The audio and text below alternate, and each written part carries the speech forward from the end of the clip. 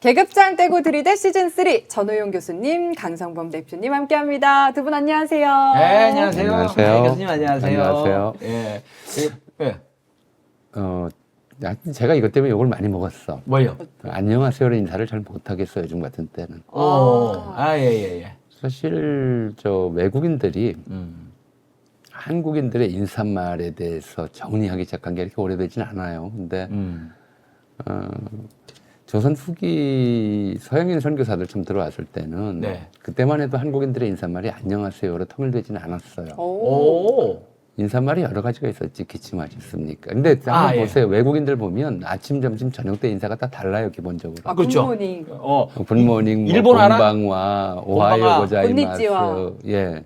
아침이 달라요. 뭐지? 오하이오 고자이마스. 오하요 고자이마스. 점심이 곤니찌와. 곤니찌와. 곤방와. 그렇죠. 저녁이. 예. 그렇게 이제 아침, 점심, 저녁 인사가 달라요. 굿모닝, 굿애프터눈 하듯이. 근데 우리는 지금 모든 인사가 안녕하십니까로 통일되어 있잖아요. 네.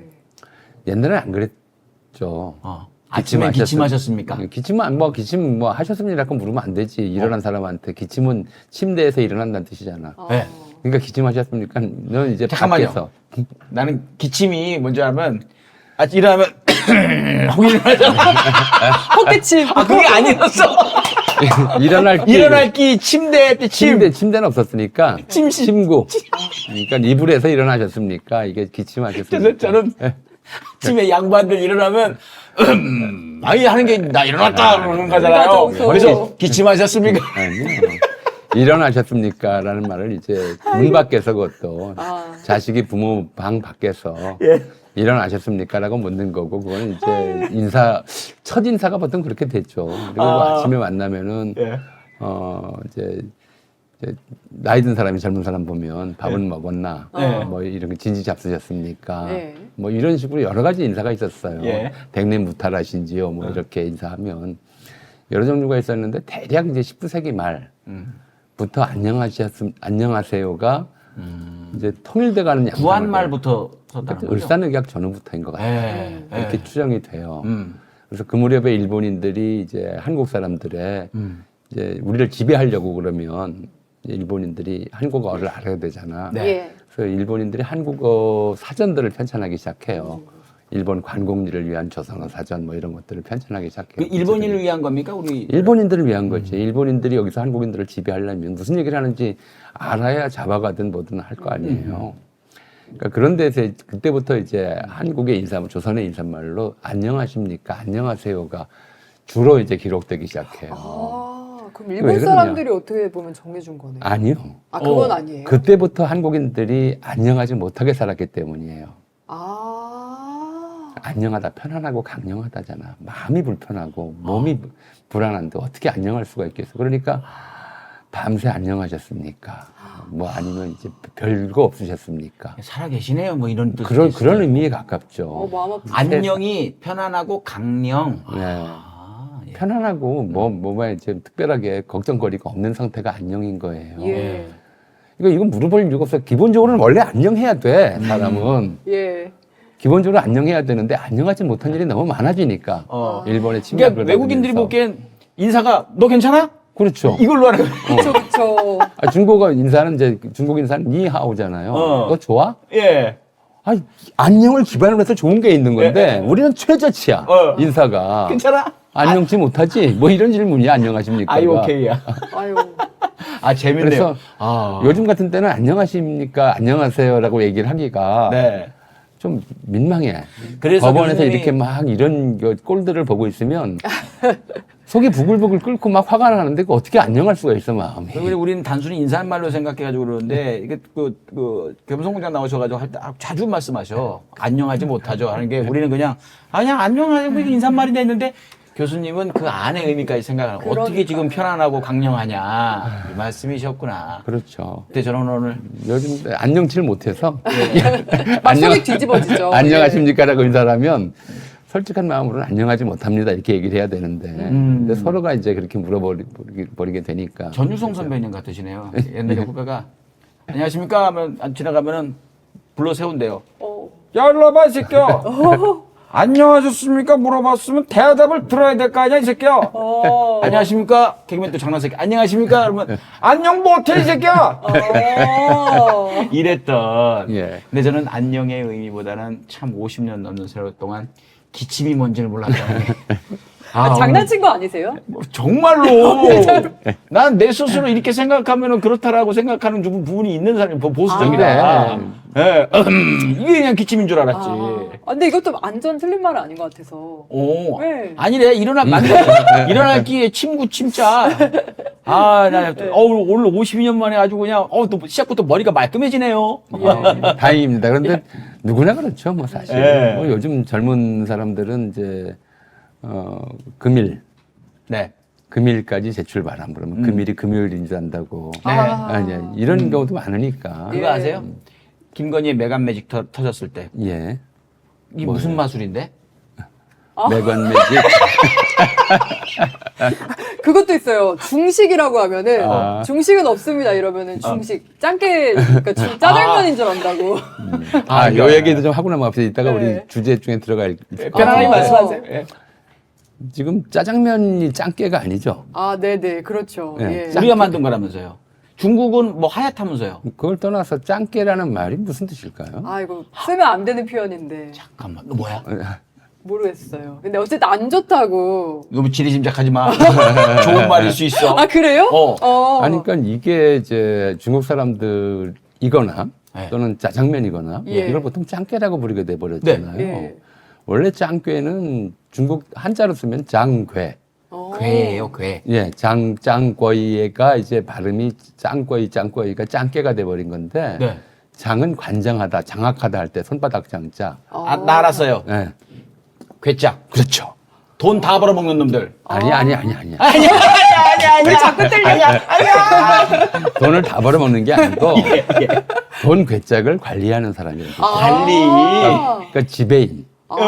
음식점의 지배인이 짱꺼이고 예. 나머지 이제 뭐 요리사도 있고 네. 서빙하는 사람도 있고 그렇잖아요. 예. 그러니까 그 전체적인 이제 돈 받고 거스름돈 내주고 회계하고 예. 이 사람을 이제 요즘으로 치면 격리쯤 되죠. 예. 그런 사람을 짱꺼이라고 중국인들은 불렀어요. 짱깨라고. 네. 근데 보통 이제 사람들이 중국 중화요리집에서 식사를 하게 되면 상대하는 사람들이 그 사람들이잖아. 돈 내고 받고 이렇게 하고. 그렇죠. 그 사람이 실제로는 짱꼬이 겸 주인을 겸하기 때문에 그래서 그런 사람들을 짱깨라고 불렀었거든요.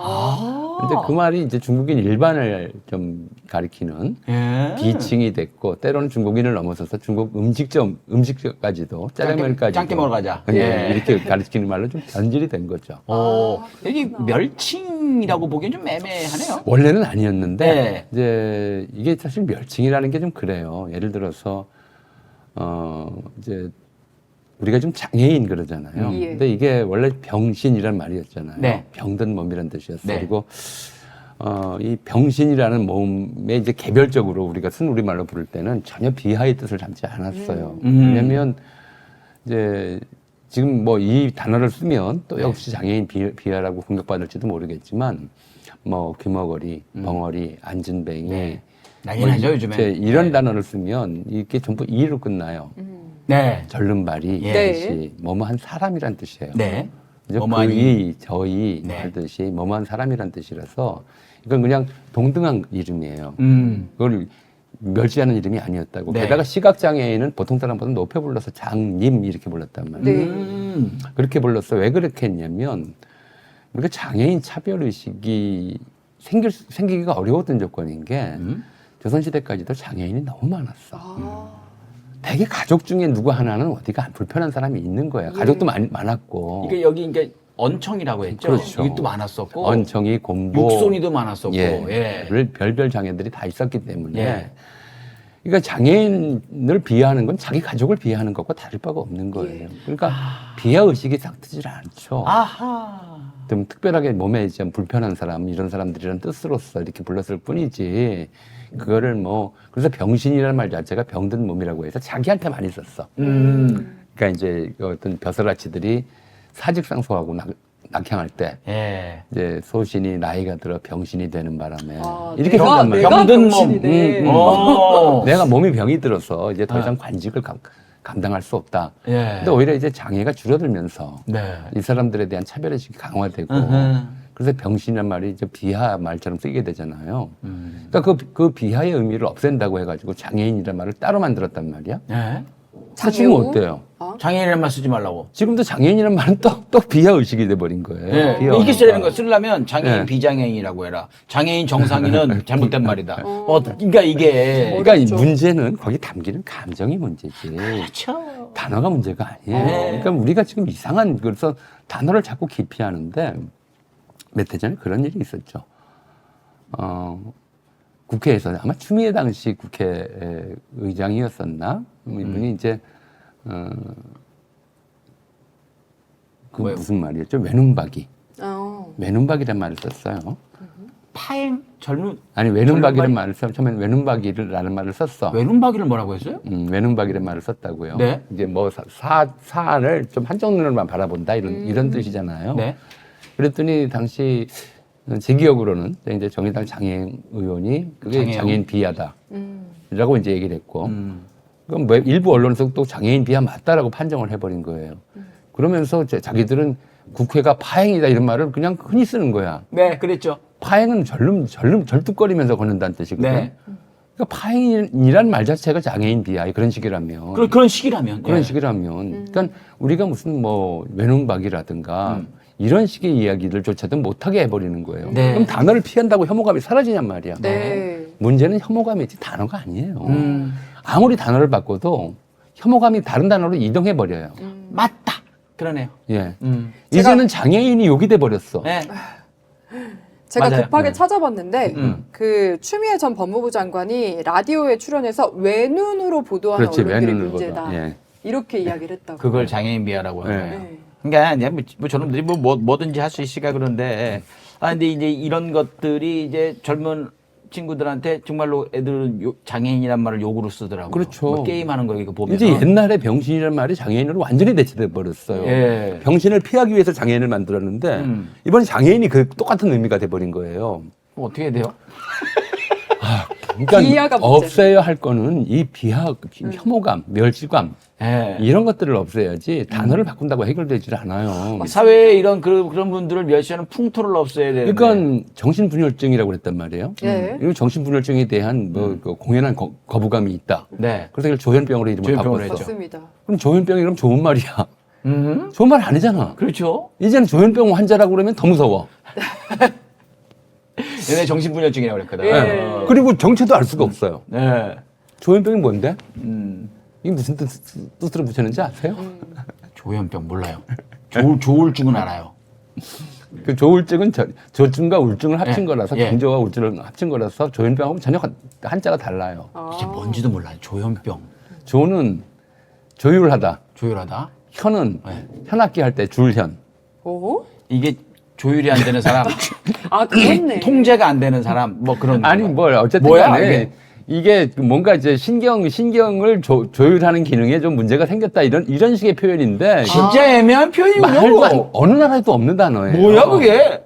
그러니까 이른바 의학회에서 정신분열증에 대한 사회적 뭐랄까요 이제 공연한 공포, 네. 공연한 이제 거부감 이런 것들을 좀 완화하고 네. 이런 사람들이 쉽게 왜냐면 본인이 정신분열증 진단을 받으면 병원 어디 안 가려고 그러잖아. 네. 그러니까 그래서 쉽게 치료받을 수 있게 하자 그래서 이름을 바꿔서 무슨 뜻인지 알 수 없게 바꿔놨는데 예. 예. 그렇게 바꾸든 말든 무슨 소용이 있어. 이제는 그 말 자체가 누가 이제 끔찍한 범죄를 저지르면 조현병 환자다 이렇게 낙인을 찍어버리는데 사실 여부와 관계없이. 그래서 저는 좀 이런 풍토, 우리 현대에 나타난 풍토인데 마치 뭐가 필요하면 단어 바꿔가지고 뭔가 본질을 가리려고 하는. 이거 사실은 본질을 가리는 행위거든요. 멸시감을 문제 삼고 예. 저 차별의식을 문제 삼아야지 예. 단어를 바꾼다고 해결되지 않는다. 그러니까 저는 생각이 이것도 들어요. 같은 맥락일지 모르겠는데 우리가 계속 일상적으로 다들 쓰고 있는 말, 그 일본 말이야. 아, 이것도 비슷한 맥락 아닌가요? 맞아요. 그럴 거예요. 그러니까 이제 수많은 우리가 이미 정착해 있는 단어들인데 예. 그러니까 좀 요즘 그런 느낌이 많이 들어. 이제 TV를 보면은 담배를 꼭 가리잖아. 흐리게 처리하잖아. 맞아요. 이렇게 블러 처리해서. 담배는 다 이렇게 처리를 해. 네. 근데 칼은 그냥 보여줘. 선택적이에요. 이게 뭐야? 칼이나 총은 그냥 보여주는데 사람 죽이는 거는 담배는 안 보여주면 안 되는 거야. 이게 뭐야 도대체 이런 생각이 드는 거예요. 맞아요. 그리고 유모차 같은 것도 유모차를 엄마만 끄냐 이러면서 그것도 바꾸자는 얘기도 있거든요. 이런 식으로. 아니요, 유모차가 아니지. 아, 이름을 바꾸자고 그러잖아. 맞아요. 그러니까 예, 이름을 바꾸자고 예. 그러고 자궁이라고 하는 것도 허공이라고. 이게 말이 안 되는 거거든. 그러니까 전반적으로 보면은 사실 이름 바꾸자고 할 때는 뭔가 사회적 합의 또는 좀 전문가들 좀 물어봤으면 좋겠어요. 왜냐하면 이 자궁할 때 자는 아들자가 아니에요. 네. 아기자예요, 아기자. 남자, 여자 그러잖아. 네. 그럼 뭐 여자는 뭐야? 남녀 자웅동체. 여자라고 부르는 건 뭐냐고. 네. 이게 아들자면. 자궁을 바꾸자는 게 왜 아들만 있냐? 그렇죠. 왜 남자아이의 집이냐. 맞아요. 자식할 때 자자인데. 자식할 때 그렇지 아기 자자예요. 아기 자자. 이 자라고 하는 글자는 아기란 뜻도 있고 예. 스승이란 뜻도 있고 이런 뜻이거든요. 그래서 남자 여자예요. 이건 남 성별이 없는 글자예요 원래는. 그래서 누가 그러는 거야? 그런 목소리가 있더라고요. 아니 그게 서울시에서 성평등 용어 바꾸기 대상 받은 작품이야. 포궁으로 바꾸자는 게. 지금 충격받. 그러니까 좀 무식한 거지 사실은. 제가 볼 땐 무식해. 포궁이 뭐야? 포궁이라고 할 때 포자는 세포 포자야. 세포의 궁이야? 그럼 남자도 다 있네요? 아니, 그러니까 그 의도는 좋습니다만 그걸 갖고 막 기존에 있던 거를 잘못됐어. 저건 뭐 혐오 단어야, 차별 단어야. 이렇게 해가지고 뭐. 그러니까 너무 이제 그런데 민감해지면 사실은 우리가 언어가 만들어내는 사회적 합의라잖아요. 오늘 생각도 말로 하고 약속도 말로 하고 합의도 말로 해요. 네. 근데 그 합의 기반이 떠다녀. 언어가 바뀌는 거야. 네. 그리고 또 잘못 아는 사람들은 예를 들어 자궁이라고 그러면 이 성차별 단어야. 포궁으로 바꾸라고 또 폭력적으로 네, 맞아요. 이제 바꾸라고 요구를 하고 그렇죠. 싸우기 싫고 네. 이러면서 이제 우리 갈등이 심화되는 현상들이 나타나거든요. 그래서 저는 이제 얘기가 왜 여기까지 왔는지 모르겠어요. 본 얘기 들어가야 될 것 같은데 제가 볼 땐 광고 시간 된 것 같아요. 문제는 껍데기가 아니라 네. 무엇을 담는 그릇이 아니라 그 예. 담기는 내용이다. 예. 그래서 우리가 혐오감을 지우려고 해야지 단어를 바꾼다고 혐오감이 사라지는 건 아니다. 네. 이런 얘기를 말씀을 드리고 싶었어요. 네. 우리가 아무렇지도 않게 썼던 그런 말들이 그들이 이야기를 함으로써 그런 인식이 배어들고 그게 사회 전반에 하면서 그 말 자체가 혐오스러운 말로 변질이 돼버리는 걸 그들이 유도하는 게 아닌가라는 생각도 들어요. 좀 사회적 공모죠. 지적 공모이긴 한데 네. 어떤 시대에 좀 그걸 좀 너무 민감하게 그렇게 하다기보다는 뭐라고 그래야 되나 민감도 아니고 좀 강박증적으로 좀 접근하지 않았으면 좋겠다는 생각이 들어요. 예. 네. 자, 시간이 아마 첫 번째 주제를 좀 중간에 끊어야 될 것 같은 생각이 좀 들어요. 네, 그러면 빠르게 가보실까요? 이 채널 내 거거든. 네. 그래서 중간에 좀 첫 번째 주제 살짝 끊고 네. 이어서 가는 걸로 한 것 같다가 이렇게 하겠습니다. 예. 첫 번째 주제는 화면 보면서 말씀드리도록 하겠습니다. 왜 지금 전우영 교수님이 안녕하지 못한가 이 내용을 좀 알 수가 있는데요. 내란범들은 뻔뻔하고 그 변호인들은 기세등등합니다. 재판장은 내란범과 그 변호인들의 준동을 제지하기는커녕 그들에게 맞장구 칩니다. 지귀현과 한성진의 법정에서 벌어지는 일들은 지금 대한민국 상황을 압축적으로 표현합니다. 내란 분단과 그 옹호 세력, 그들과 어울려 놀아나는 언론의 시대를 끝내야 대한민국의 질서가 회복될 겁니다. 라고 올려주셨습니다. 수요일 날이 충암파데이였죠. 정말 적잖은 파장을 불러일으켰는데 전 그 3인방의 그 법정에서의 태도도 문제였지만 네. 그 변호인들 이하상, 류승수 이런 사람들의 그 태도 처음에 그 사람들이 그 집회 현장에서 막 혐오스러운 말 쏟아내고 막 다 죽이자 뭐 이런 그 성향인지 알았지만 걔들을 임명한다고 했을 때 선임한다고 했을 때 야 쟤들 이렇게 하는 거 아니야? 그거의 몇 곱절을 지금 보여주고 있는데도 사법부가 멍하니 당하고 있는 거예요. 당하는 게 아니죠. 전 당하고 있다고 보였어요. 당하는 게 아니라 동조하고 있는 거죠. 그러면 당하는 그 한성진이라는 그 이가 갈리는 판사 있어요. 이재명 대통령 저기 이렇게 유죄 무죄 내렸던. 판결했던. 예. 걔도 또 그 멍하니 앉아가지고 당하고 있고 지교는 거기서 쩔쩔매고 있고 이러는 모습들. 당하는 게 아니라 맞장구 치는 거라고 저는 보여요. 그럴 수도 있겠어요. 예. 거기 판사가 왜 당하겠어요? 판사가 감치명령 하면 되잖아요. 이중범 안 판사처럼. 하잖아요. 그렇죠? 예. 조용히 하라고 시키면 되잖아요. 예. 근데 거기서 꼼짝 못하고 제가 죄송합니다 이런 소리는 하고 있잖아요. 그걸 당한다고 표현하면 안 되죠. 근데 그 한성진이라는 애는 진짜 띠꺼운 표정으로 이렇게 보면서도 예 그러시면 안 되는데 이러고만 있어. 걔가 아무리 미워도 아이 저렇게 난장판을 피우는데 그냥 놔두는. 왜냐하면 이거 내란 재판이에요. 일반 뭐 잡범 재판이 아니라고요. 근데 저런 판사들의 태도, 그리고 저 난리 짓거리를 하면서 또 유튜브 채널 나와가지고 판사 쌍욕하고 있는 저런 모습, 그리고 그런 애들을 선임을 해놓고 가운데서 좋다고 김용원은 시식 여기면서 이거 하고 있고, 수계는 나와가지고 지가 변호인보다 더 한 가지 막 지가 잘했다고 떠들고 앉아있고, 거기서 같이 낄낄대고, 저기 누구야 홍장원 차장 지렁이 글씨 지렁이 하면 다 나옵니다 하니까 같이 낄낄거려 큰 소리로. 이런 이 짐승 같은 것들의 저런 행태를 이렇게 지켜보는. 근데 저 법정 안에서 보이는 모습이 지금 대한민국의 모습 아닌가요? 그런 것 같습니다. 압축판이에요. 저 전광훈이나 혹은 장동혁이나 이런 사람들이 크게 큰 소리 떠들고 네. 언론이 그거 대서특필해주고 그 말 맞는 것처럼 보도해주고 예. 그래서 저들의 목소리가 더 크게 들리고 지금 이게 대한민국의 좀 압축판이 법정에서 벌어지고 있는 거예요. 내란범들을 오히려 큰 소리 치고 네. 오히려 이제 내란을 근데 곽종근 사령관이나 홍장원 씨 같은 사람들이 내란범들에게 일침. 뭐라고 그래야 되나요? 우리 비판받고 네. 욕 얻어먹고 방청객 그 구구 아줌마들한테 욕먹고. 그렇죠. 예. 이게 지금 대한민국 전체에서 벌어지는 일이 법정에서 벌어지고 있는 거예요. 그건 그 축도예요. 그러니까 제가 판사들이 당한다고 보이는 게 아니라 마치 거기 저 지규현이나 한성진 판사 모습을 보면 대한민국의 주류 언론이 떠올라요. 그 상황에서 뭐가 잘했고 뭐가 잘못이다를 가려주는 게 판사 역할이잖아. 그렇죠. 그죠?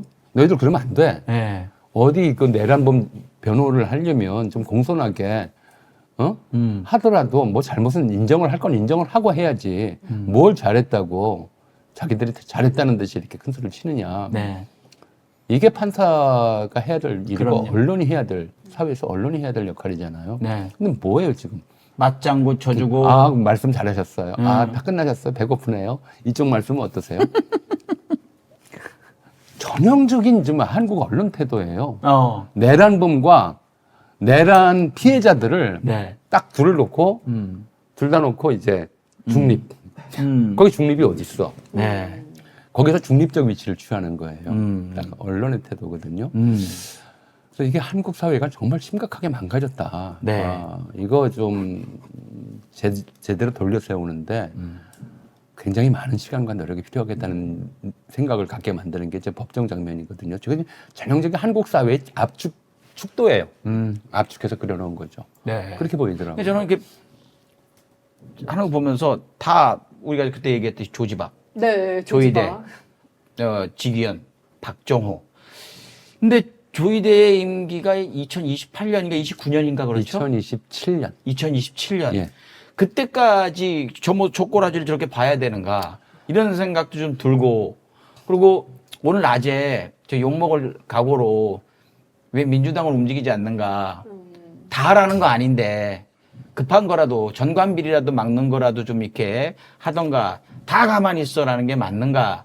이거를 좀 하면서 저를 욕하는 사람도 많이 있었지만 정말 하고 싶었던 얘기인 거거든요. 저걸 그냥 두고 보여야 되는가. 이제 그런 생각이 좀 들어요. 일단 이 법을 장악하고 있는 집단이잖아요. 네. 예.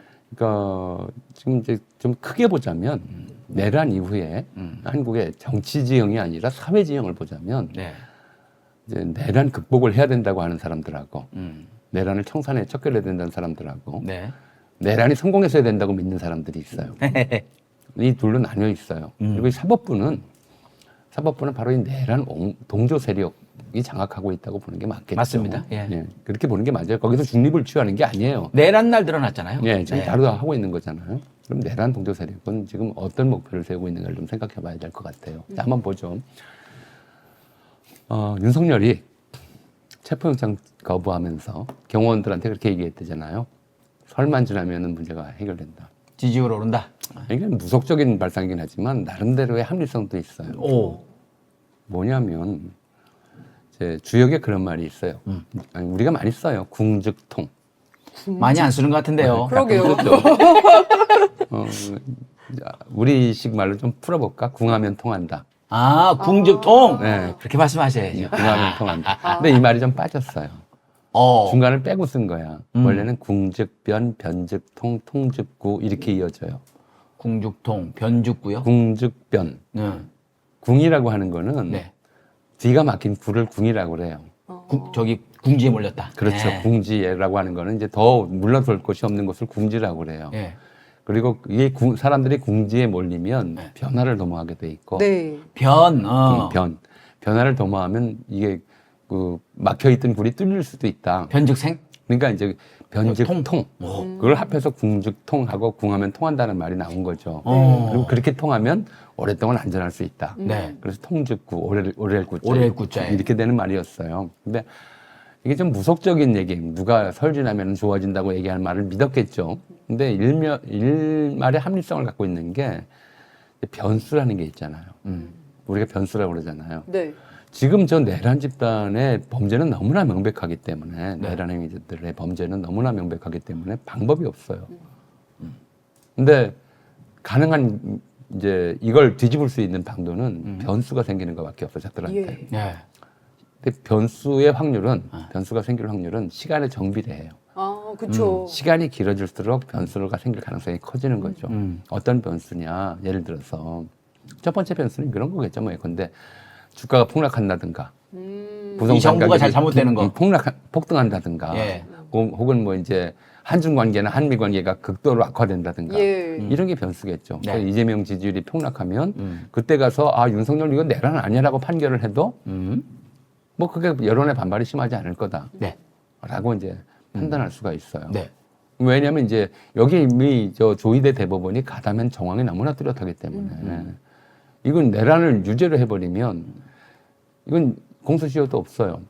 나중에 대법원이 그 계엄 당일날 내란에 적극 협력하기로 한 회의 내용이라도 폭로가 되면 어떻게 되겠어요?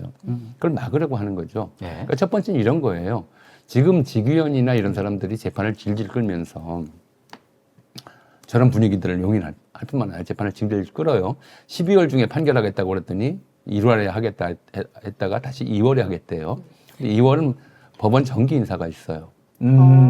그 전에 끝내겠다고 했던 것 같은데, 지기현이. 여태까지 얘기 바꾼 게 한두 번이 아니잖아. 예. 결국은 이게 증인이 많아서 못 끝냈다라고 하고 털고 나가버려? 조희대가 판결 안 한 상태에서 다른 데로 발령내고 다른 재판부에 배당을 하면 또 어떻게 되겠어요? 와. 그 전까지 대통령이 탄탄하게 받쳐줘야 되겠네요. 아무리 해도 안 돼요. 저건 법원의 일정이잖아요. 네. 법원이 시간을 장악하고 있는 거예요. 첫 번째는 이 가능성이에요. 시간을 끄는 이유는 결국은 이 내란 재판을 질질 끌어서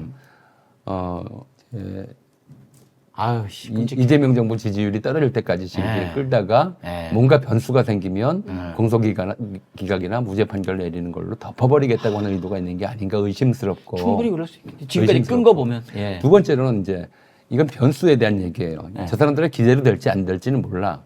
윤석열도 무슨 변수가 생겨가지고 트럼프가 자기를 구하러 오지 않을까 이런 거 생각했잖아. 네. 근데 그 항공모함이 한강에 들어와서 윤석열 구한다고 이런 꿈도 꾸고 항공모함은 진지해. 그러니까요. 항공모함커녕 한강 버스도 좌초하는데 어떻게 항공모함이 들어와? 그런 걸 믿은 사람들의 지금 기능이 문제죠. 근데 상수가 있어요. 이제 이재명 지지율이 떨어지거나 무슨 사고가 생기는 건 변수고 상수니까 있어요. 시간이 갈수록 사람들이 잊어요. 그건 맞습니다. 그래서 저희 같은 사람들이 발버둥을 치는 거예요. 그렇죠. 잊으면 안 된다. 잊어요. 그래서 할 때마다 맞다 그거 있었지 찾아가지고 알려줘야 될 것 같고. 예. 우리 강 대표 서울경찰청장 내란에 가담했던 이름 기억나요? 저기 조지호는 조지호고. 조지호는 그다음에 경찰청장이고. 아, 그 사람 저기 충청도에 캠핑 가갖고 연락두절됐던 사람. 지금 저기 충북 도지사 준비하는 사람인데. 기억이 안 나잖아. 죄송합니다. 나도 기억 안 나요. 충북 도지사. 충북 도지사. 내란의 주요 역할을 했던 사람들, 네. 예를 들어서 이제 군에서 뭐 여인영, 노상원, 문상호, 네. 뭐 이런 사람들. 금방 잊혀지겠다. 그렇죠. 707 부대 했던 김현태 이런 네. 사람들 기억나고 경찰에서는 조지호 말고 기억이 안 나. 네. 그다음에 뭐 내각 중에서는 박성재, 이상민, 뭐 저 이런 사람들, 조태용 국정원장. 그다음에 우리가 무슨 뭐 민정수석이었던 김주현이라든가 또는 이제 외교안보 차장이었던 뭐 김태효라든가 네. 아, 김태효도 잊혀져 간다? 다 이제 이렇게 시간이 지나면 네. 내란 특검도 그렇고 내란 재판부도 그렇고 무엇보다도 국민들의 기억이 망실이 돼요, 시간이 지나면서. 예. 그럼 이제 흐지부지 해도 몰라. 심우정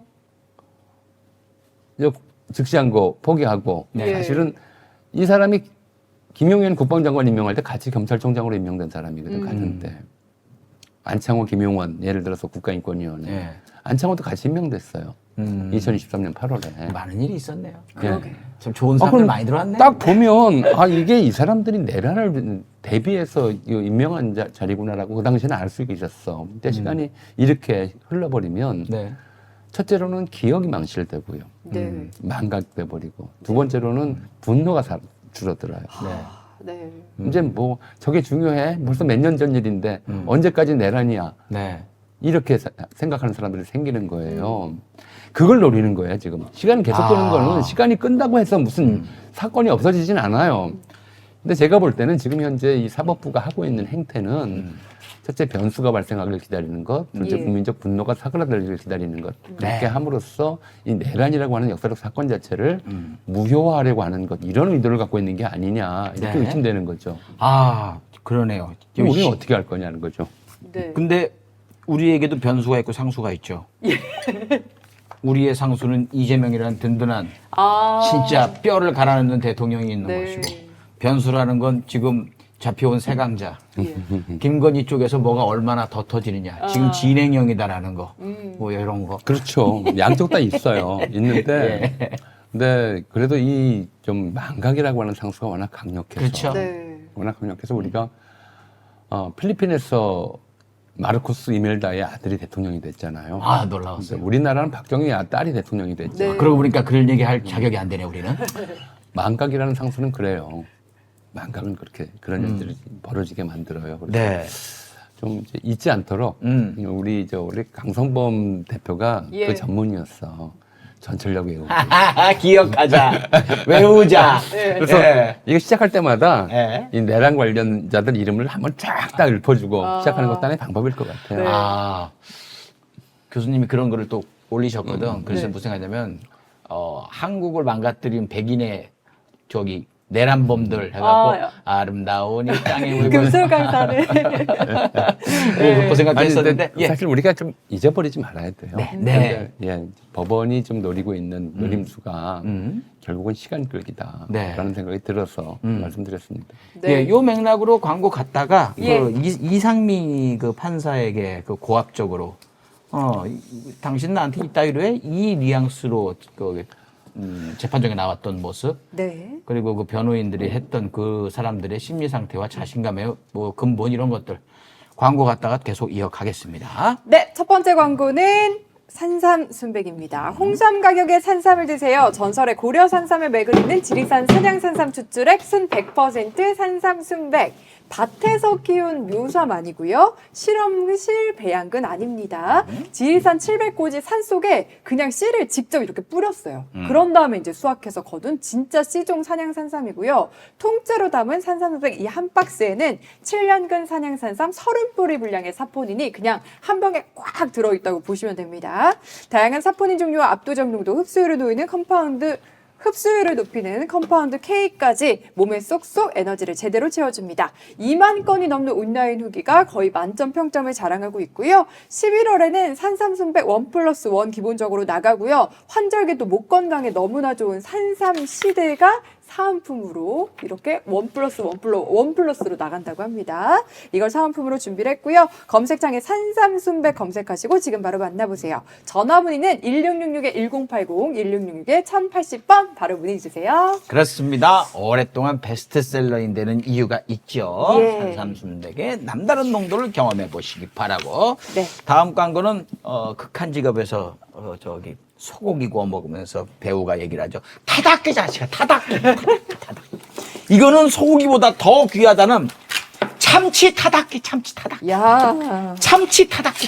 이게 갈릭 맛하고 유자 맛이 있는데 꺼내면 이래요. 와, 엄청나게 커요, 이렇게. 네. 예, 임치 이렇게 큰데 네. 중요한 건 그냥 앵간한 건 줄 알았지. 지난주 먹어봤는데 정말 맛있습니다. 진짜 맛있습니다. 진짜 고급 참치회 요리예요. 요게 이제 회에다가 이게 단면 보이시나요? 여기 단면.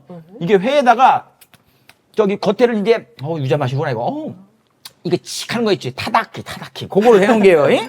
고급 참치회래. 겉은 훈제랍니다, 이게. 나는 이게 훈제 때 훈제래. 속은 참치회로 됐습니다. 내려오세요. 팔 아프잖아. 참치회로 즐길 수 있는 갓수어 타다키예요. 우리카세에서 만든 겁니다. 특별 소스로 해가지고 갈릭 소스는 정말 담백하고 진한 맛. 지난주에 먹었던 거. 지금 이제 먹어볼 건데 요거는 이거 드셔보셔요. 네. 요거는 유자 소스로 해가지고 상큼한 향이 비린내를 거의 없는데 그것마저도 아예 없애버려서 샐러드로도 여기다 그냥 그 샐러드 넣어갖고 해도 좋다. 얇게 썰어갖고 밥 위에 덮어 덮밥 먹으면 되겠네. 덮밥도 넣고 초밥처럼 드셔도 되고 김 위에 얹어서 와사비와 함께 와사비 따로 드려요.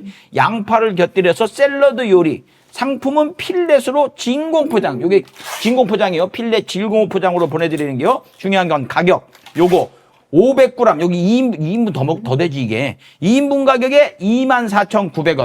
생각해 보세요. 우리가 저기 이자카야 같은 데 가지고 타다키 이런 거 한 10점 넣고 3만 원씩 받아요. 몇 점 주지도 않아요. 이거 100점 나와 이거. 그런데 요게 가격이 24,900원이다. 2개 주문하시면 무료 배송으로 해드린다 말씀드립니다. 더보기 링크 올려둘 테니까 그거 클릭하셔도 되고 070-4866-2789로 뭐 주문도 가능하다고 해요. 유자향 너무 좋다. 아니 이게 살짝 덮어놨다가 지금 올렸잖아요. 향이 진짜 확 풍기는 게 너무 맛있었어요. 에이. 간도 딱 맞고. 야, 그러니까요. 밥에다 얹어 먹으면 맛있고 술에다가 먹어도 딱 좋을 것 같아요. 너무 맛있는 잘 나왔습니다. 타다키. 다음으로 세 번째 여러분 주목해 주시기 바랍니다. 바로 지금 대표님이 입고 있는 아미 맨투맨 좀 소개 드릴까 하는데요. 스몰 하트록으로 부담스럽지 않고 예쁘게 입을 수 있는 아미 맨투맨입니다.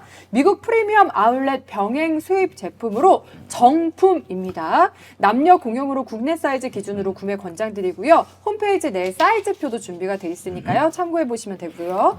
인터넷 최저가예요. 그냥 기본 가격이 아니라 인터넷 최저가인데 그게 22만 9천 원이거든요. 근데 저희 핫딜가 얼마일 것 같으세요?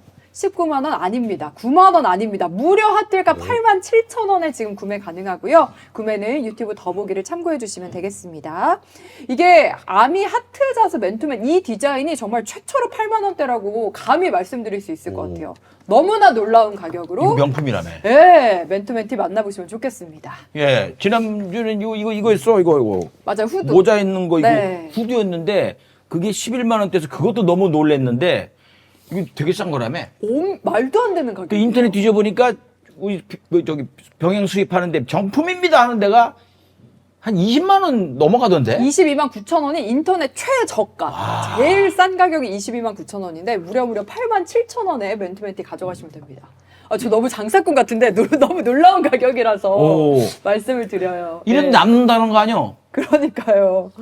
이게 뭐 한정 물량인가? 하여튼간 어마어마하게 싸게 들어왔다 말씀드립니다. 색상도 지금 보시면은 블랙 이제 입고 계신데 그레이 색상도 있고요. 네이비 색상도 있으니까 커플티로 입어도 너무 좋을 것 같아요. 죄송합니다. 모델이 너무 어둡죠. 아니에요. 어깨도 좀 넓고 이게 옷태가 나야 되는데 보면 볼수록 저게 무슨 명품이야 이 생각을 했잖아. 아이 미안합니다. 원래 이런 옷이 아니요. 내가 입어서 이래 이게. 미안해 죽겠네 아주 그냥. 아니요. 좋은데요, 왜? 네, 맞아요. 이거 입으시니까 되게 원래 깔끔해요. 느낌 되게 좋아요. 아니요, 내가 입어서 옷이 후져 보이는 게 아니라 예. 그걸 입으니까 아. 강 대표가 더 멋있어 보이는 거지. 알겠습니다. 네. 옷을 제대로 못 파시네. 네. 아, 이런 거 입고 다녀야 되는데. 아, 이거 더 멋있는 옷인데. 저 모델 입은 거 봐봐. 이렇게 돼야 되는 건데. 알겠습니다. 네. 자, 아무튼 정말 엄청난 가격이다. 말씀드리겠습니다. 말씀드린 광고도 방송 끝나고 댓글창 메뉴에 링크 다 걸어놓을 테니까 그거 클릭하시면 돼요. 광고 끝. 여기까지입니다. 네, 그러면 저희 이어서 기사 한번 살펴보도록 하겠습니다. 자, 이게 구체적인 건데, 이상민이, 저는 이건 뭐 길게 얘기할 건 아닌데, 이상민 씨의 민낯을 본 것 같은 느낌인 거예요. 저기서 딱 저 사람이 가면을 벗고, 예전에 이렇게 입꼬리가 올라갔을 때 참 기괴하다라는 생각을 했었거든요. 내란 날도 웃었잖아요. 근데 이 입꼬리가 내려갔어요. 내려가면서 딱 이렇게 하는 게 진짜 고압적인, 저분이 그분 닮았거든요. 그냥 객관적으로 얘기를 하는 겁니다. 제 주관적인 느낌으로. 그 곡성이라는 영화. 벌써 빵 터지셨어요. 곡성 영화에서 그 일본 아. 무당 같은 분 있어요. 나중에 굴 속에 계시다. 맞아요. 이 느낌 나시죠? 그분들 기괴하다 했는데 진짜 저 때 저 모습은 좀 옥삭하다고 할까요? 지금 저 선서조차도 안 하는 이 오만함은 어디서 배운 것인가?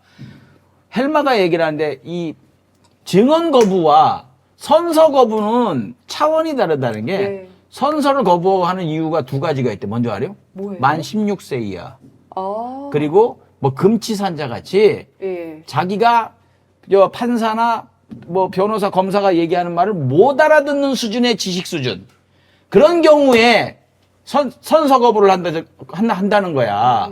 그런데 그걸 해놓고 이의 제기를 하겠다고 해서 또 실제로 바로 또 즉시 항고를 했어요. 네, 그거 남겨달라고 바로 얘기하더라고요. 저렇게 뻔뻔한 사람이 아닌 척이 가시적인 웃음을 지으면서 국민들 앞에서 그렇게 거짓말을 했던가?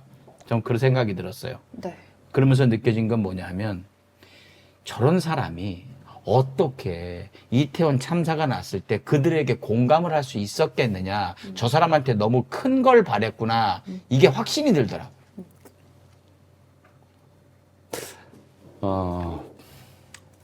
사실 저는 요즘 이제 TV 뉴스를 보면서 저런 장면들이 나오면 네. 참 이게 저것들을 모아서 다큐멘터리를 만들어도 되겠다 싶은 생각이 들어요. 그냥 다른 거 그쵸? 없이. 네. 어떤 다큐멘터리냐면 이제 우리 시대가 얼마나 비루한 시대인가. 비루. 왜 비루하다고 느끼냐면 비루는 뭐예요? 저 자주 쓰는 표현이긴 한데. 비는 이제 그 야비하다, 시골, 야비하다? 촌스럽다는 뜻이고요. 예. 누는 누추하다는 뜻이에요. 아. 남루하다 할 때. 네, 남루하다, 누추하다 할 때. 네. 그래서 이제 좀 조잡하고 남루한 오케이. 성품 자체가 좀 사람이면 좀 나름대로 품위가 있어야 되는데 품위가 너무 없다는 생각이거든요. 근데 왜 그런 말씀을 드리냐면 전 세계에서 반란을 기도했거나 내란을 기도했거나 이제 그 유명한 서울의 봄 영화에 나오잖아요. 성공하면 실패하면 역적이고 성공하면 이제 영웅이 된다고 네. 하는 그런 욕심을 부린 사람들은 굉장히 많죠. 근데 실패했을 때 네. 그때 이제 사람의 본질이 드러나요. 실패하면 살 길이 없어요, 원래. 원래는 살 길이 없어요. 그렇죠. 그리고 그럴 때는 이제 사람이 마지막 자기의 본질을 드러내는 거란 말이에요. 누구나 당당해요. 오히려. 당당하죠. 예. 내가 이러려고 했다. 근데 실패했으니 더 이상 할 말이 없다. 예컨대 패장이 무슨 할 말이 있겠느냐. 네. 죽일 테면 죽여라. 그게 이제 마지막 보여주는 자존심이었던 거예요. 인간적 자존심. 네. 근데 저렇게 비루해요. 인간이 내란이라고 하는 심지어 노아의 홍수라는 말까지 해가면서 온 국민을 전쟁의 참화에 빠뜨리더라도 내가 평생 집권하겠다 이런 욕심을 품고 내란을 일으켰으면 실패했으면 내가 다 한 일이다. 내 부하들은 책임 없다. 이래야 이제 이게 그나마 저게 욕심은 많지만 그래도 사람이었구나. 네. 이렇게 할 텐데 그거 다 부하들이 한 거야. 나는 몰라. 예, 그런 거 있어. 아우. 요즘 더 노골적이더라고요. 부하들은 또 입 다물고 있고 예. 내 세상에 저렇게 비루한 자들이 내란을 이렇게 성공했다면 내가 얼마나 자존심 상했을까. 죽어서도 눈을 못 감았겠다 싶은 생각이 드는 거예요. 아니 사람다운 사람한테 죽더라도 억울하게 죽더라도 예. 당하더라도 당할 일이지. 저렇게 초라하고 정말 한심하게 짝이 없는 것들한테 네 내란을 일으키려고 했구나. 이제 저런 거거든요. 근데 첫 번째 그거예요. 네. 첫 번째는 저 내란범들이 너무나 비루하다. 내란 범죄 인격 전체가. 자체가 네. 도대체 인간 책임이라고 하는 게 모르고 자기가 하려고 했던 일에 갖는 엄중성에 대해서 그게 준비할 만큼 네. 내가 실패했으면 내가 책임지겠다고 하는 최소한의 그런 양식도 없는 게 첫 번째고요. 두 번째는 보세요. 윤석열 검사 생활, 평생 자기가 검사 생활 30년 했다고 그래요. 네. 네. 이상민 판사예요. 판사 출신이에요. 박성재도 역시 검사 출신이고요. 네. 20대 때, 30대 초반 때 똑똑하다고, 네. 고등학교 때 똑똑하다고 이렇게 총만 받았던 사람들이라고요. 그렇죠. 그렇게 총망받고 똑똑하고 천재다 소리 듣고 이렇게 됐던 사람들이란 말이야. 예. 그리고 고등학교 입학해서 대학교 입학해서 아마 그랬겠지. 법관에 대해서 어려운 사람들 돕고 싶습니다라고 그렇게 얘기를 했겠지. 억울한 사람들 돕고 싶습니다라고 얘기를 했을 거예요. 예. 그로부터 40년 정도 지났을 때, 30년도 안 지났을 때, 저 인간들이 왜 저렇게 비루해져 있나? 우리가 지금 어떤 시스템을 만들어 놓고 있는 건가?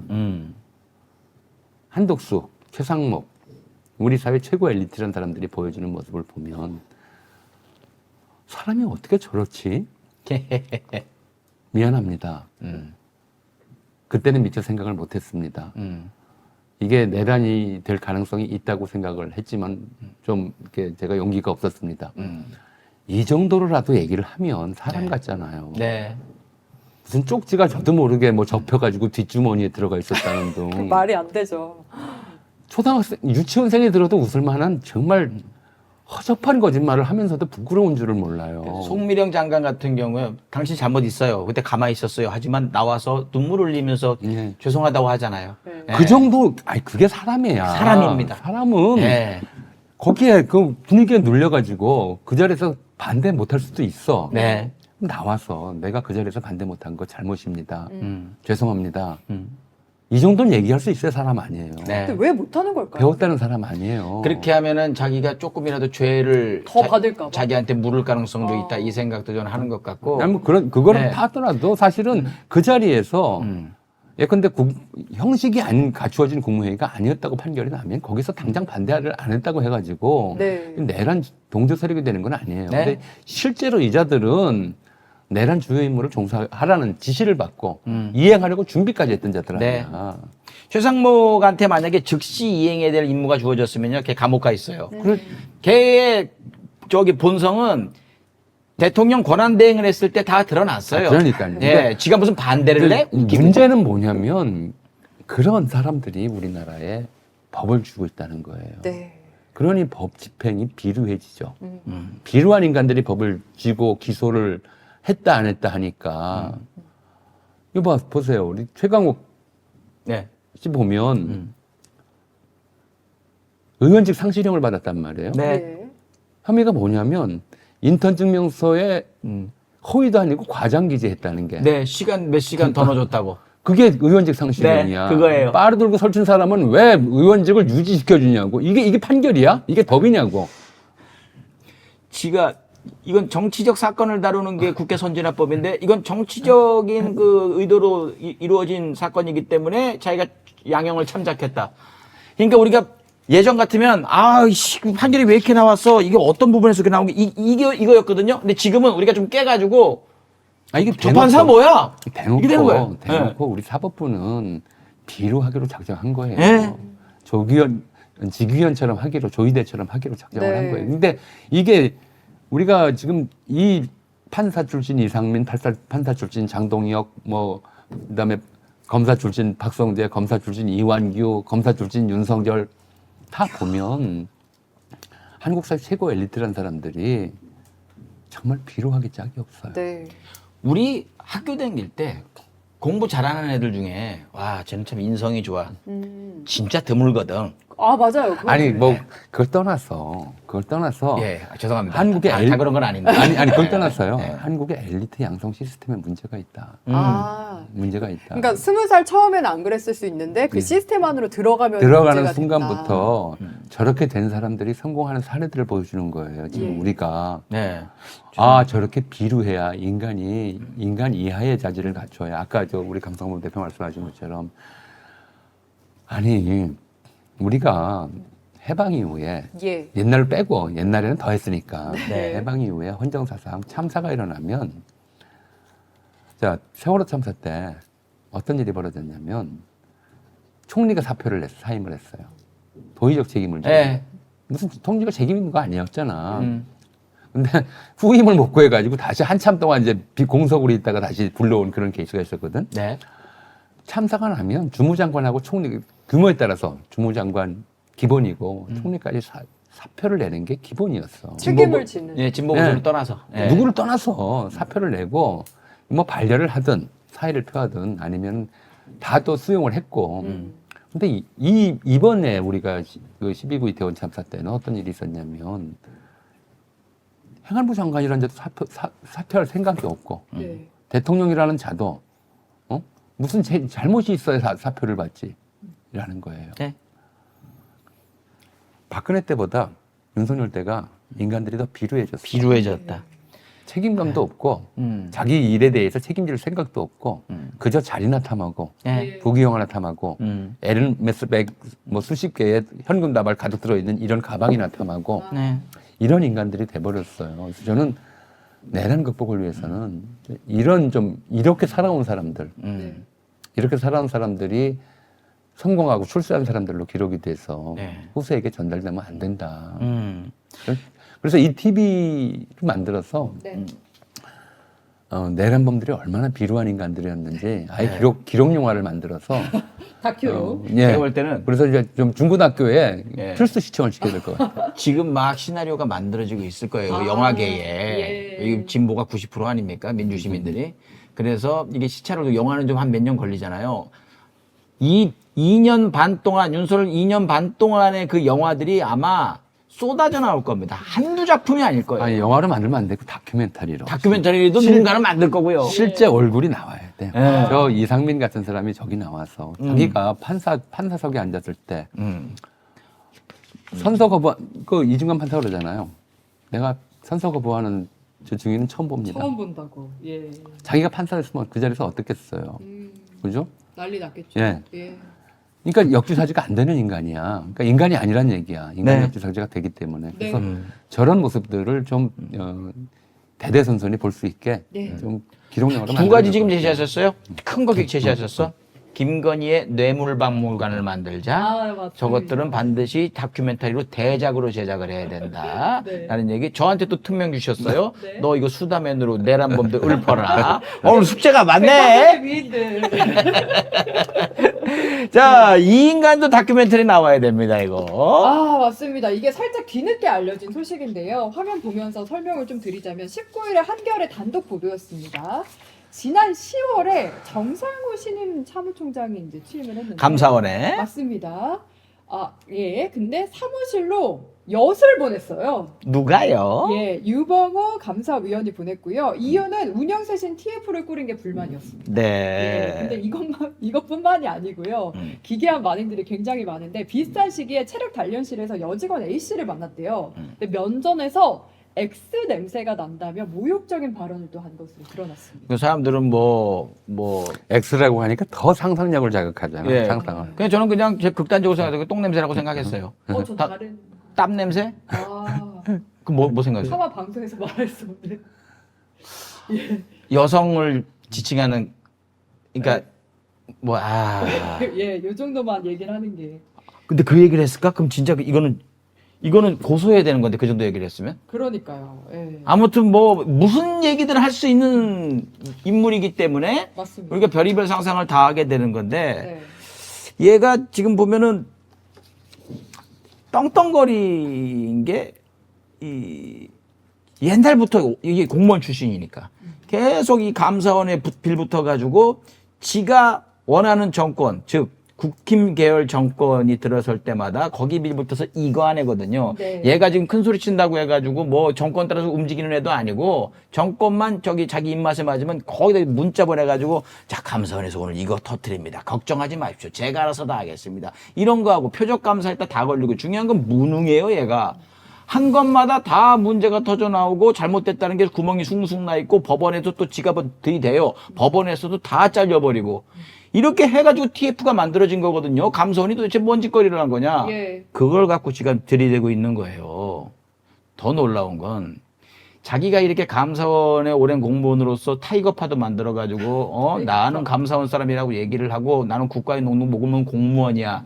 아닌 사람들한테 나랏돈 아주 착하게 써라 나랏돈 먹으면 이렇게 소리를 지르는 놈이면 자기가 깨끗하게 살아야 되잖아요. 최근에 나왔어요. 법카 2개 들고 가가지고 한도액 2개 들고 가가지고 직원들 데리고 갔는지 누굴 데리고 갔는지 소고기 70만 원, 또 다음 어떤 날은 이탈리안 식당 가서 70만 원 긁어대고 자기 자식들 저기 자기가 원전 때려잡으면서 원전 잘 되는 거에 그 주식을 넣어요. 그거 이제 임명되면서 요거 백지 신탁해야 된다랄까 하겠다고 해놓고 막상 하게 되니까 안 해요. 네. 왜 나냐니까 안 한대요. 그러면 너 잘릴 거 했더니 소송 걸어요. 졌어요. 그래도 안 해요. 아까 비루 하는데 뭐 이런 개비루가 저는 이 사람 그냥 도라이라고 봅니다. 도라이. 너무 놀라운 인물인 것 같아요. 이거 더한 표현이 없으실 텐데 참 곤란하시겠습니다. 아니요. 사실은 저희 역사학자들은 옛날 사람부터 현대인들까지 많은 종류의 사람들을 보잖아요. 네. 이런 종류의 인간들은 언제나 있었어요. 그걸 들어보고 싶었어요. 네, 이런 종류의 인간들은 언제나 있었는데 예. 일단 옛날로 돌아갈 것도 예. 없이 네. 한번 보세요. 예를 들어서 이번에 이제 이재명 대통령 대장동 사건, 대북송금 사건 수사했던 검사들, 네. 표적 수사했던 검사들, 예. 증언 조작하고 증거 조작하고 뭐 연어 파티하고 네. 이러면서 이제 허위 증언 유도하고 이랬던 검사들을 그들과 가까운 검사들 이번에 항소 포기했다고 공동 성명서 내고 그러잖아요. 네. 얼마나 뻔뻔해요. 근데 뭐가 달라요 이 사람하고? 표적 감사, 표적 수사하고 뭐가 다르죠? 응? 이게 이렇게 하는 것이 이른바 대통령 또는 대통령 V제로 이 사람들의 마음에 드는 일이다라고 판단하면 물불을 가리지 않는 거예요. 그리고 거기에 이제 본인이 어떤 좀 나름대로의 자부심을 갖냐면 내가 이분들하고 같은 정치 철학을 공유하고 있다. 여기서 자부심을 느끼는 거예요. 네. 내가 하는 일은 옳지는 않지만 윗사람의 마음에 드는 일이다. 그리고 거기에서 자기 정당성을 확보하는 거죠. 이게 전형적인 이제 옳고 그름을 따지지 않고 윗사람의 지시에 따른다. 윗사람의 마음에 간신. 들게 한다. 간신? 그쵸? 아니요, 그건 간신이라고 부르기도 좀 아까워요. 간신도 안 되는 거예요. 개죠, 개. 아, 도둑이 기르는 개가 간신도 신하거든. 예, 예. 예. 도둑이 기르는 개가 도둑을 위해서 짖잖아요. 네. 이 사람은 경찰이나 이렇게 다른 사람을 보면 짖어요, 이런 개들은. 그러네요. 그렇죠? 간신은 자기 이익을 챙기는 것들. 간신도 능력 있어야 한다고 그랬어? 이건 그냥 주구라고 보통 불러왔어요. 예? 주구. 주구. 응. 딸을 쭈 개구. 맞아요? 뭐 달릴 주자죠. 주구. 달리는 게. 근데 이제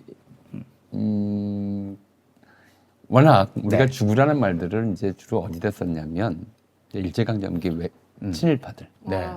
대표적으로 이제 송병준 같은 사람들 또는 나중에 노덕술 같은 사람들이 또 이런 식이에요. 네. 자기에게는 아무것도 없어. 차라리 이제 무슨 식견이 있는 것도 아니고 뭐 잘난 것도 별로 없어요. 송병준이 유식한 사람은 아니었나 봐요. 아니, 그 양반도 제가 알 정도면 대단한 짓거리를 했는 양반. 양반이라고 부르면 안 돼요. 오. 이 양반이 아니야. 참 1907년, 8년 내부 대신을 했거든요. 우리 요즘은 저 행안부 장관에 해당하니까 이상민의 이제 한참 선배가 되겠죠. 네. 한일 병합 당시에 예. 이제가 이제 순종한테 들어가서 병합 조약에 찬동하라고 칼을 들고 협박했던 그런 자로 알려져 있는데 네. 그 당시에는 이제 친일파 중에서 가장 나쁜 놈 소리를 들었어요. 이자가 이제 바로 그거였어요. 호가 호위라고 하잖아요. 네. 자, 호가호위 알아요? 여우가 호랑이의 권세를 등에 업고. 그렇죠. 이게 호가호위, 호가 하나는 여우 호자고, 예. 하나는 호랑이 호자더만요. 예. 어. 그러니까 여우가 호랑이의 위세를 빌린다 이런 예. 뜻이잖아요. 그러니까 자기가 이제 일본군 천하가 됐으니까 일본군을 등에 업고 해서는 안 될 짓을 막 하는 거야. 네. 자기가 뭐 그럴 자격도 능력도 안 되는데 뒤에 일본군이 있으니까 그걸 가지고 해서는 안 되는 일을 하는데 그래서 이제 별로 별걸 일 없는 좀 이런 표현이 지금 적절하지는 않지만 그 당시에서는 이제 미천한 가문 출신이 자기 조상이 누군지도 제대로 모르는 자가 네. 이제 그렇게 일본군 통역이 일본어를 좀 안다고 일본군 통역이 되고 거기 앞잡이 노릇하다가 벼락출세를 해서는 아. 남의 재산 다 긁어 빼앗고 엄청나게 많은 재산을 빼앗았어요. 구한말 발자국. 유병호 비슷한 느낌으로 이제 예. 그러니까 그런 느낌인 거죠. 네. 그런 이제 사람들이 워낙 많았어요. 권세를 등에 업고. 그런데 문제는 네. 그자뿐만이 아니에요. 그자가 그렇게 행세를 하면 그걸로 참 나쁜 놈이다 이러고 끝나느냐? 아니요. 어떤 문제가 생기냐면 저렇게 해야 되는구나. 아, 배우는구나. 그렇죠. 예. 지금 문제는 유병호 저 개인의 문제가 아니에요. 아. 저 사람이 타이거파라는 거 만들었대요. 예. 똑같은 짓거리인데 밑에 놈들이 타이거파가. 그러면 이제 그 파가 어떻게 되겠어요? 아하. 그러면 이제 우리 정부 어떻게 해야 되겠어요? 이 정부가. 그렇다고 지금 공무원들인데 예. 뭐 유병호파라고 해서 자를 수는 없잖아. 예. 근데 저 사람들이 여전히 남아서 예. 월성 원전이든 서해 공무원 월북 사건이든 다 그냥 엉터리 표적 감사해가지고 네. 무슨 뭐 죄를 지은 것처럼 덮은 것처럼 이런 짓을 했잖아요. 네. 사실 무고를 한 거야. 저는 이제 대한민국 감사원이 제대로 감사를 하기 위해서라도 저런 식의 행위를 네. 정치적 뭐 호가호위를 하면서 자기 나름대로 정치적 뭐랄까요 이제 편향성을 가지고 저런 식의 표적 감사를 한 사람들은 단호하게 공수처에서든 국수본에서든 수사를 해서 네. 처벌해야 된다고 생각을 해요. 김영삼 대통령이 하나회. 너무 많아 지금 사실은 아. 우리 공직 사회에 판검 법조계에도 그렇고 모피아도 장난 그러니까 아니고요. 대왕고래. 이제 김민석 총리가 예. 이제 그 정부 부처내에 내란 좀 가담했던 이런 사람들 좀 걸러내겠다 자체적으로 이거 다 예. 특검에만 의지할 수도 없고 자체 내부에서 좀 조사를 해서 처리하겠다 그랬더니 이제 이재명 대통령이 당연히 해야 될 일이라고 그랬잖아요. 그때 조선일보가 그러는 거야. 공직사회마저 내란 뭐 정치 이념 가지고 공산당이냐, 뭐 이런 식으로 줄세우기. 얘기를 한다고. 예. 근데 이게 단지 정치 이념의 문제가 아니에요. 되게 윤석열 내란 세력을 따라간다는 건 바로 그 사람들의 보여주는 멘탈리티를 압축적으로 보여주는 게 저는 이 감사원 유병호 사무총장이라고 생각하거든요. 그 다음에 이제 국가인권위 김용원 상임위원 같은 사람들. 네. 이 사람들은 정치 이념인 게 아니야. 이걸 가지고 근데 자기 편을 만들어서 자기 상대를 이제 죄 없이 괴롭히고 자기는 그걸 통해서 그러니까 이게 뭐겠어요? 죄 없는 사람들 잡아다가 싹 잡아들여서 죽여버리겠다. 그리고 그 대가로 자기는 평생 집권 체제를 만들겠다. 윤석열 정신이잖아요. 내란의 정신이에요. 예. 근데 그 정신을 공유하고 있다는 얘기예요. 그러니까 작은 윤석열인 거예요. 그 사람이 한둘이 아니라는 거죠. 네. 저는 그러니까 유병호가 저렇게 예. 권력에 빌붙어가지고 저런 짓거리를 하는 거 보면서 갑자기 그 사건이 떠올랐어요. 어떤? 한 2년 정도, 2, 3년 정도 전에 벌써 그렇게 됐더라고. 네. 불법 주차를 이렇게 아파트에서 해놓고 전화를 했더니 8번을 안 받아요. 아. 전화했더니 보디빌더 출신의 이만한 남자가 나와서 뭐 이렇게 된 거예요. 예. 그 여자도 화나지. 8번을 전화를 안 받으니. 네. 근데 시비가 붙은 거야. 근데 그 머리채를 잡고서 때리고 밟고 그 여자도 같이 때려요. 같이 발길질을 해요. 마지막이 제일 충격적이었어요. 그 여자 이 갈비뼈 나가가지고 이렇게 앉아있는데 거기다 대고 침을 계속 뱉어요. 침을 계속 뱉어요. 그래 놓고 핑계가 뭐냐? 우리 여자친구가 부인인가가 임신했는데 때렸다는 거예요. 그게 안 때리는 게 안 나와요. 몸 잠깐 밀치고 하는 건 있었겠지. 그런데 더 놀라운 건 그 여자친구가 나 임신했다 그러면 돼. 나 임신했다 그러면 돼. 그 남자의 이 폭력성을 등에 업고 같이 때리고 거기서 걱정하지 마. 내가 요 술수를 피우면은 너 빠져나갈 수 있어. 이게 이런 게 유병호가 하는 짓거리가 아닌가. 저는 뭐 윤석열하고 완전히 좀 도플갱이거든. 위치가 하나는 대통령이고 하나는 감사원 사무처장일 뿐이지. 네. 위치가 그럴 뿐이지 생각은 똑같았다. 네. 자기는 무슨 뭐 뇌물 받고 무슨 뭐 주가 조작이나 무슨 저 국가 예산 가지고 이제 사복을 채우는 그런 일들을 하면서 네. 남들은 이제 온 국민들은 자기 뒤에 거슬린다고 없는 죄를 씌워서 종북 반국가 세력이니 이걸로 몰아서 죽이려고 했잖아요. 그렇죠. 그 마음가짐이 거기까지 있는 것이고 사실은 더 위험한 좀 징후는 이런데 동의하는 이런 감정을 공유하는 그런 사람이 많다는 거예요. 저게 윤석열 하나가 미친놈이거나 유병호가 거기에 따라서 아주 드문 미친놈이거나 그러면 좋은데 차라리 다행인데 남자가 그럴 수도 있지. 한번 기회가 되면 나라도 해보겠다. 이런 마음에 공감하는 사람이 너무 많은 상황이에요.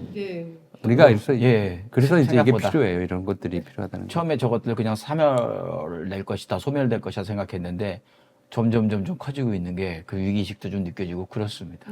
그래서 교수님이 갈수록 옛날에 나랑 할 때는 우리 껄껄껄 재밌는 얘기만 했거든. 지금 뭐 웃음이 나오나. 다 해결됐다고 생각했는데 참 저들은 힘이 세다. 라는 생각 들면서 자 이제 다음 얘기 넘어가기 전에 광고 또 갔다가 이어가겠습니다. 이번 광고 마이보험 체크입니다. 여기 대표님 저보다 더 뜨거운 민주시민이세요. 지난번에 한번 오셨는데 그냥 항상 상기돼 계셔. 지금 내한테 이분 난리 났었을 거야. 보험 가입자의 이익을 제일 중요하게 생각합니다. 그리고 여기 보험마다 수당도 다르고 뭐 이렇게 뭐 하면은 뭐 유리하고 막 이런 것도 있어요. 그런 거 없어요. 여기 설계사님들은 수당에서도 자유롭게 만들어놨고 어느 보험사에 소속된 분들이 아니라서 오롯이 가장 잘 나온 제품들만 평소에 골랐다가 계속 리뉴얼을 하고 업데이트를 해가지고 그걸 소개시켜 드리는 거예요. 그래서 잘 나갑니다. 단일 보험도 가장 좋은 걸로 소개시켜주고 전체 포트폴리오를 구성해 달라고 해도 한 달 납입금을 5만 원 이내로 설계하세요. 뭐 더 보장 높이려고 더 올릴 수도 있죠. 그런데 부담되면 해지하면 손해거든요. 무조건. 그래서 정직하게 하는 바람에 진짜 잘 나갑니다. 대기업에서도 마이보험 치면 자기들 키워드로 갖고 가려고 자기들이 떠요. 대기업이 떠요. 마이보험 체크까지 치셔야 됩니다.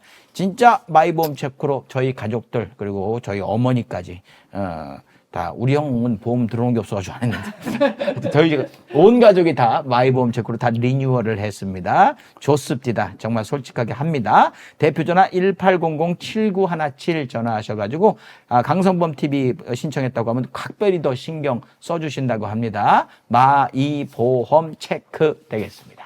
네, 다음 광고입니다. 여러분 오래 앉아있거나 오래 운전하면서 앉아있는 분들 정말 많으시죠. 앉아서 뭐 TV 보시는 분들 있고요. 뭐 책 읽으시거나 그리고 운전 오래 하시는 분들도 많으실 겁니다. 근데 보통 방석을 잘 안 쓰거든요. 뭐 그거 사용한다고 큰 차이 있겠어? 이렇게 생각들 하실 텐데 이 방석은 정말 다릅니다. 엉덩이 통증, 꼬리뼈 통증 같은 게 정말 없고요. 노량진이라고 하니까 왠지 수험생 전용이다 이렇게 생각하는 분들이 있으실 것 같아요. 근데 절대 아니고 사실은 오래 앉아있는 모든 분들을 위한 방석이라고 보시면 되겠습니다. 이게 안에 내용물은 이건데요. 이렇게 젤이랑 메모리 폼이 같이 들어가 있어요. 이래서 말랑하면서도 중심이 무너지지 않고 엉덩이를 그냥 전반적으로 압력을 분산해서 보호해준다고 보시면 되겠습니다. 그래서 요즘에는 어르신들도 많이 찾으신다고 하네요. 비싼 의자를 바꾸는 것보다 먼저 허리가 아프다, 엉덩이가 아프다 하면은 이 방석부터 바꿔보시면 좋을 것 같습니다. 네.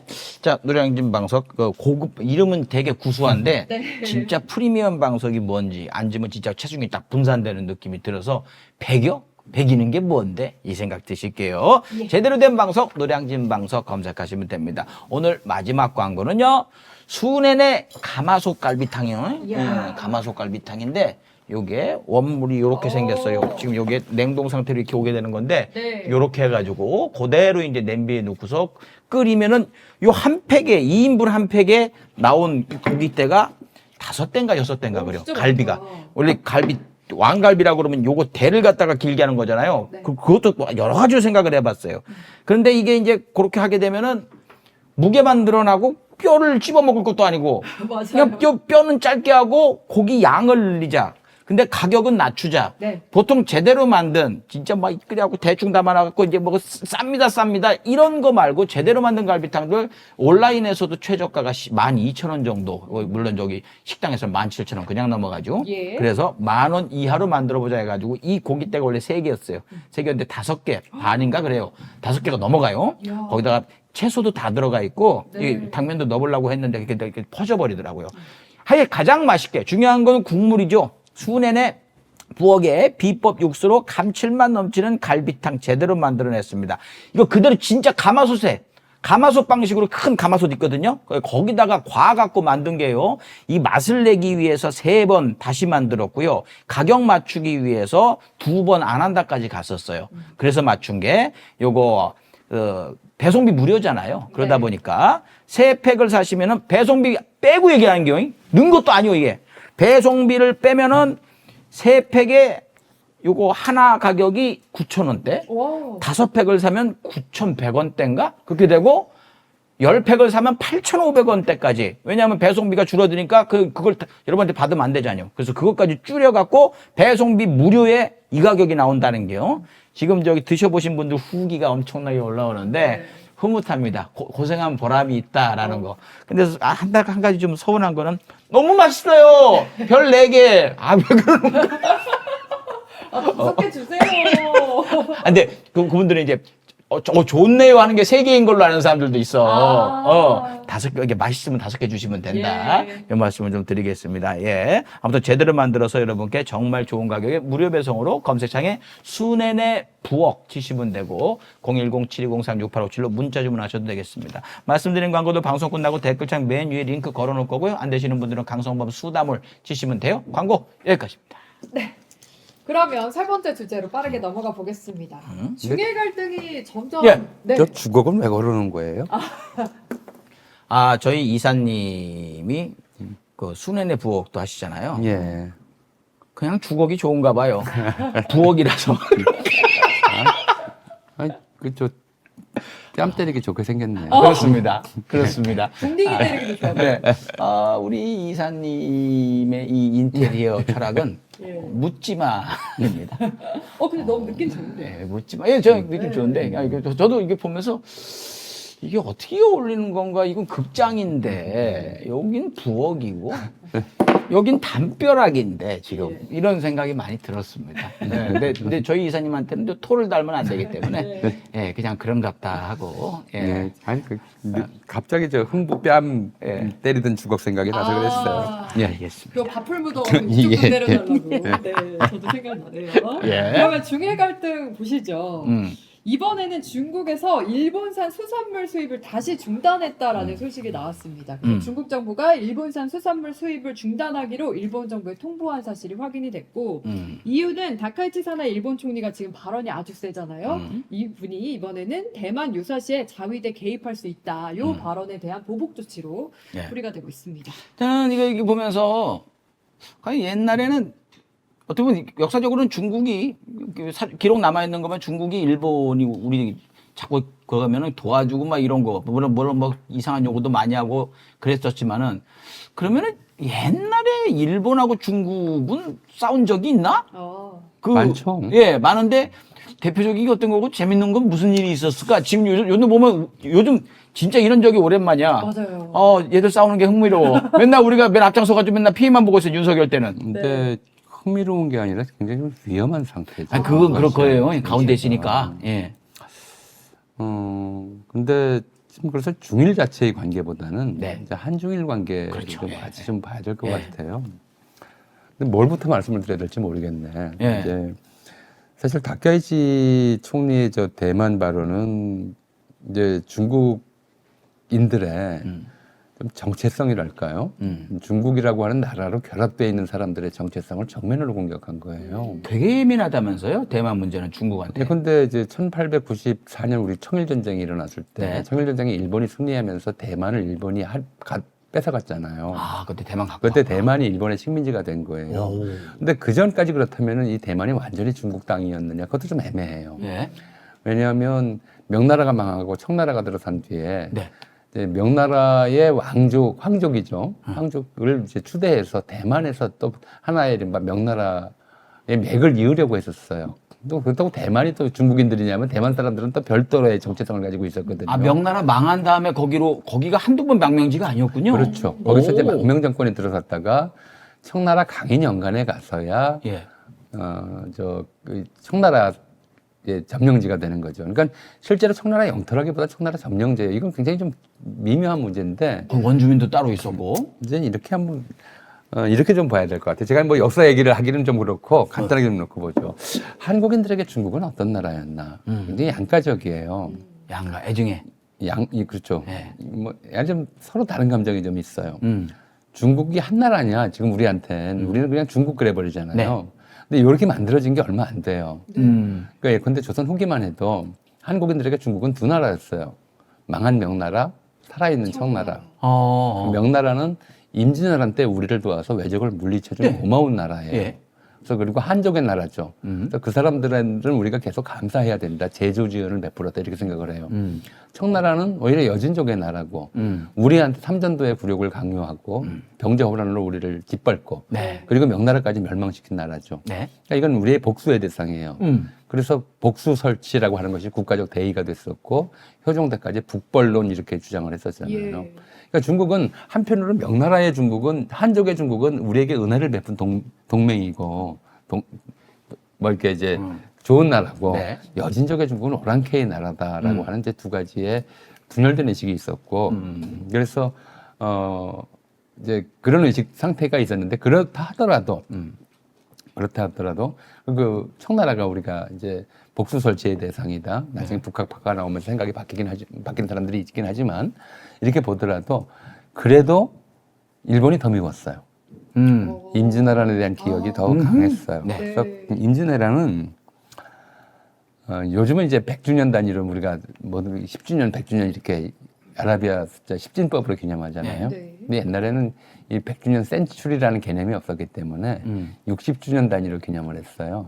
음력 개념인가요, 그게? 아니, 그냥? 60갑자 개념. 60갑자. 사람도 환갑 단위로 나뉘듯이 역사도 임진왜란이 언제 일어난지 알아요? 1500. 92년. 92년. 그러니까 그때를 기준으로 해서 이제 1652년이 1주갑, 그 다음에 이제 1712년이 2주갑 이런 거예요. 그러니까 2012년이 임진왜란 7주갑이었어요. 그러니까 1952년이 6.25 전쟁 중인데 네. 임진왜란은 6주갑이었거든요. 근데 조선 역대 왕실이 주갑을 다 기념을 해요. 임진왜란 잊지 말자. 네. 잊지 말자 임진왜란을 몇백 년을 해오는 거예요. 그랬구나. 병자호란 주갑 기념은 안 해요. 네. 그만큼 또 우리 이제 개항 이후에 예. 일본인과 중국인이 우리 서울에 막 들어와서 장사를 하잖아. 네. 그럼 중국인들하고 일본인들이 이제 상권을 빼앗으니까 한국 조선 상인들이 반발을 해요. 근데 일본인들의 기록이 뭐냐면 조선인들이 중국인과 일본인을 차별적으로 대한다.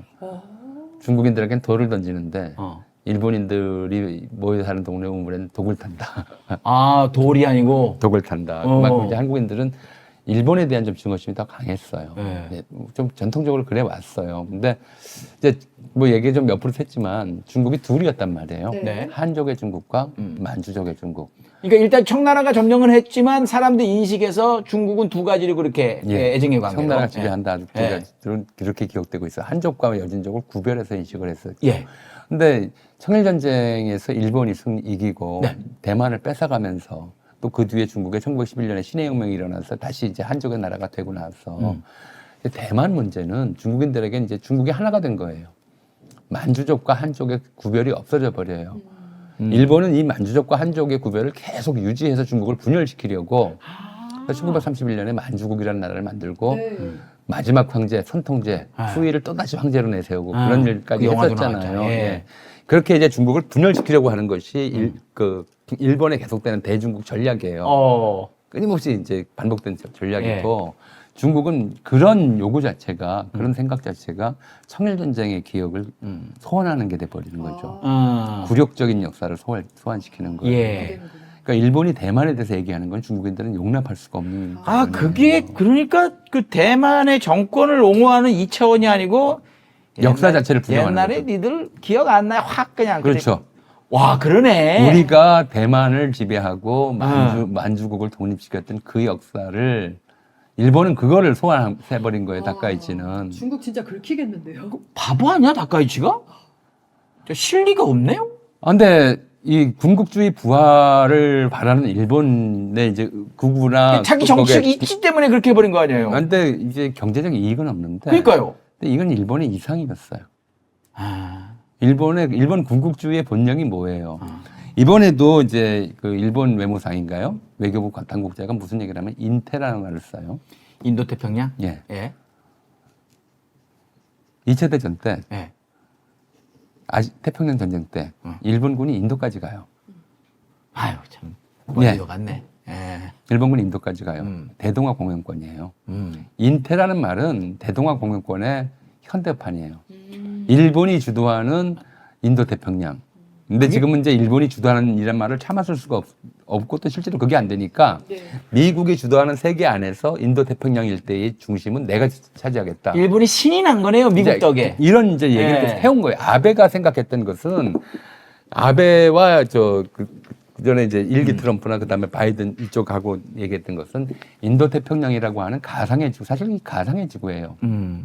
이것도 사람들이 줄긋기 마련이니까 네. 우리나라랑 인도랑 무슨 관계가 있어 사실은.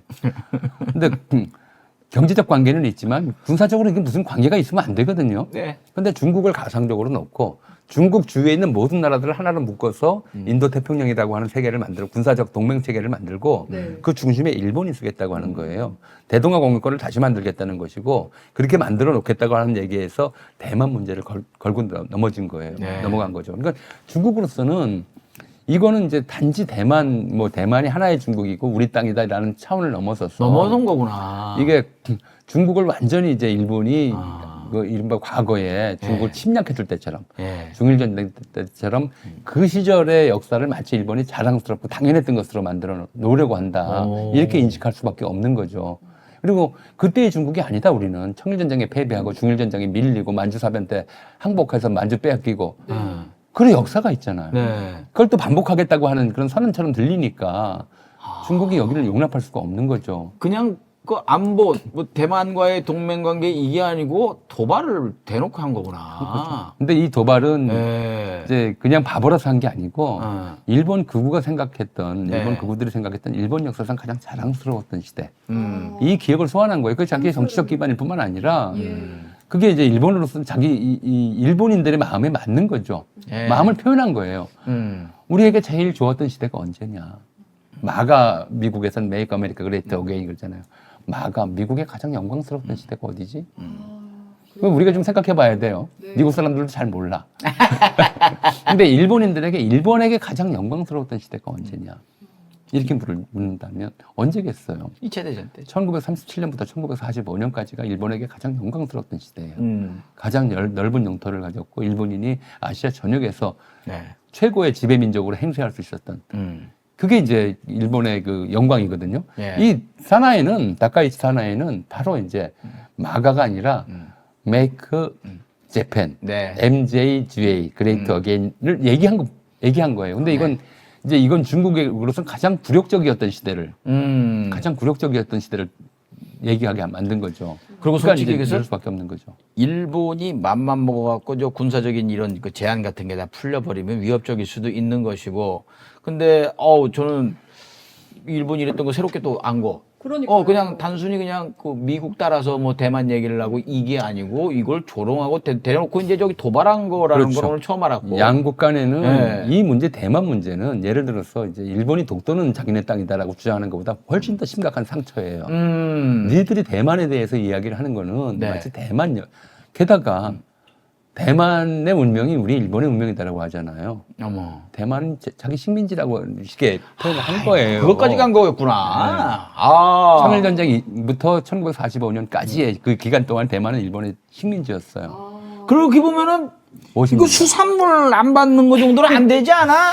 더 세게 가. 진핑 씨, 이거 더 해야 될 것 같은데. 아니, 이거 근데- 우리가 수출할 테니까 다 끊어봐 일단. 어? 근데 이거 일부에서는 워낙 이제 강대국한테 저희가 강하게 말 못하니까 이제 닭갈치 말하는 거 좀 부럽다, 약간 시원하다 이렇게 말하는 분들도 계신데 이게 되게 잘못된 생각이네요. 윤석열 때 다 했잖아.